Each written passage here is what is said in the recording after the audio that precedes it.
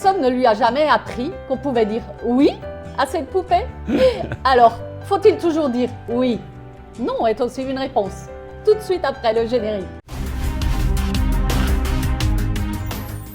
Bienvenue amis Sparkiennes, Sparkiens. Chers amis. On m'a rapporté que plusieurs parmi vous qui nous suivez n'ont pas encore appuyé sur le bouton s'abonner et la petite cloche n'a pas été activée. C'est très dommage parce que cela envoie un mauvais signal à Madame You, le tube de son nom de famille. Alors si vous voulez voir votre petite chaîne grimper encore, alors prenez votre meilleur doigt et appuyez sur le bouton. Voilà, c'est magnifique, vous êtes formidable. Merci de vous être abonné. Donc après ces notes d'humour, on va tout de suite aller dans le vif du sujet. Non est un adverbe de négation et donc forcément perçu comme tel, c'est-à-dire négativement. Nous n'aimons pas nous retrouver avec des gens qui disent toujours non, à tout. Il y a une différence entre dire parfois non quand il faut et un oui franc quand il le faut. Une des pires choses dans la vie est de dire oui, mais de penser ah non. Pourquoi avons-nous tendance à dire oui plus facilement que non? Nous disons plus facilement oui parce que nous voulons plaire à ceux qui nous demandent ou ceux qui nous posent la question. Mais il nous faut apprendre à dire parfois non. Sinon, vous finirez par perdre votre estime de vous-même et vous détesterez ceux à qui vous cherchez à plaire. Tentons d'élucider le pourquoi et comment y remédier. Si nous faisons cette émission Spark aujourd'hui, c'est parce qu'un jour, un ami pasteur m'a dit que non est aussi une réponse. Hans-Peter, si tu nous regardes. Parfois, nous trouvons difficile de refuser notre aide parce que nous avons peur que notre entourage nous rejette. Ou encore parce que nous imaginons qu'un bon chrétien ne peut jamais refuser son aide aux autres. C'est le syndrome du bon samaritain, mais nous ne pouvons pas sauver le monde entier tout seul. Jacques 5,12 dit « Avant tout, mes frères, ne faites pas de serment ni par le ciel, ni par la terre, ni par n'importe quoi d'autre. Que votre oui soit un oui authentique et votre non un non authentique, afin que vous ne tombiez pas sous le coup de la condamnation. » Si vous avez le courage de dire non au moment opportun, vous grandirez aussi en maturité. Vous apprendrez à gérer vos propres besoins et vous prendrez plaisir à vous respecter vous-même. Et les autres feront vite de même. Vous allez grandir en maturité. Comment un non biblique peut-il faire la différence dans notre vie de foi? Dire non peut avoir un impact significatif et renforcer notre résilience. Vous prendrez de l'assurance et vous serez fier d'avoir su résister à quelque chose qui vous aurait éloigné de votre objectif ou même de Dieu. Dire non aux autres parfois, c'est dire oui à soi-même. Ce n'est pas un péché. Voici quelques situations dans la parole de Dieu qui nous montrent comment un non peut aussi faire la différence de façon incroyable dans la vie.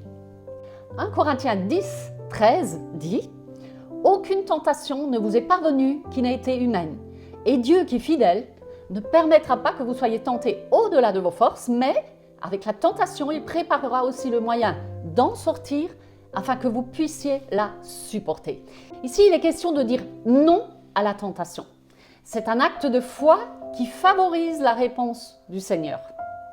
Le non à la tentation est un acte de résistance fort à Satan, le tentateur, et Dieu voit cet acte comme un non au péché et cela l'honore. 2 Timothée 2,22 dit « Fuis les passions de ta jeunesse et recherche la justice, la foi, la charité, la paix avec ceux qui invoquent le Seigneur d'un cœur pur. » Paul nous encourage à fuir les passions qui détruisent nos vies.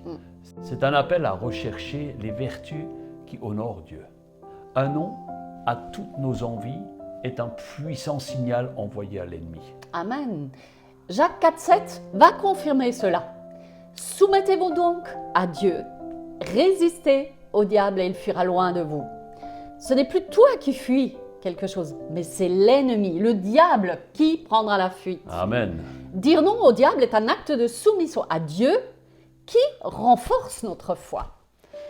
David dira dans Psaume 119, 11, « Je serre ta parole dans mon cœur afin de ne pas pécher contre toi. » En méditant et en nous appuyant sur la puissance de la parole de Dieu, notre impact dans un non franc, ferme et définitif au péché, renforce notre conviction et notre foi en sort grandie. Jésus, alors qu'il est tenté dans le désert, va dire non par 3 fois. Première fois, à la tentation, lorsqu'il avait faim, il va résister à ne pas changer les pierres en pain, comme le diable le lui propose. Le deuxième non, c'est la tentation de sauter du temple en pensant que les anges vont le rattraper. Il va dire au diable, non, il est écrit, tu ne tenteras pas le Seigneur ton Dieu. Et la troisième, c'est la tentation de vouloir récupérer l'adoration en échange de la domination du monde. Il l'emmènera sur une montagne en lui disant « Prosterne-toi devant moi » et Jésus lui répondra « Non, tu adoreras le Seigneur ton Dieu et lui seul ».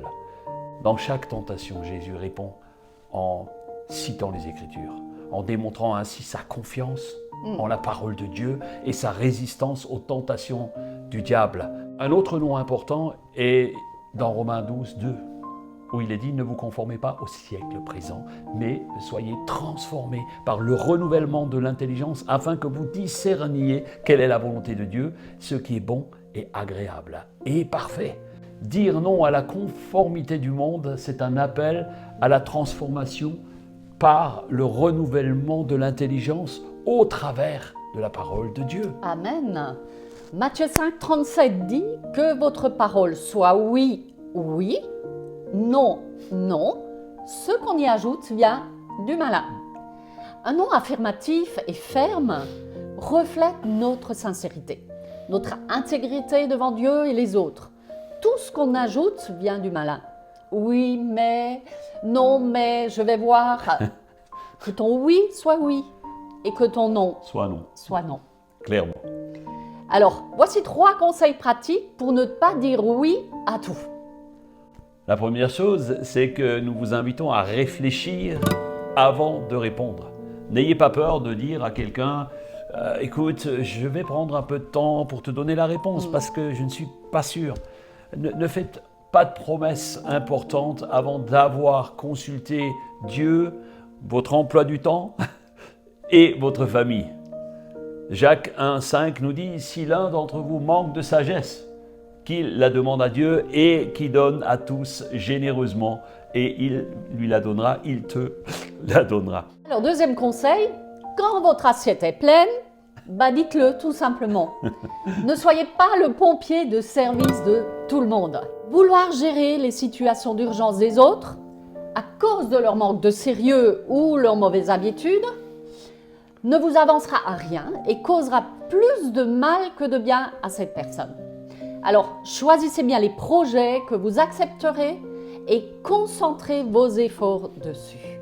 Ne soyez pas tentés d'accepter d'autres tâches sous la pression parce que vous vous sentez indispensable ou parce que vous avez peur de vous sentir coupable si vous refusez ou pire que quelqu'un d'autre le fasse. Vous n'êtes indispensable aux yeux des autres que si vous dites oui jusqu'au jour de votre mort. Dernièrement, ma chère épouse, ici présente, me dit il faut que je me forme, que je me mette à tel poste dans l'église parce qu'il manque des gens.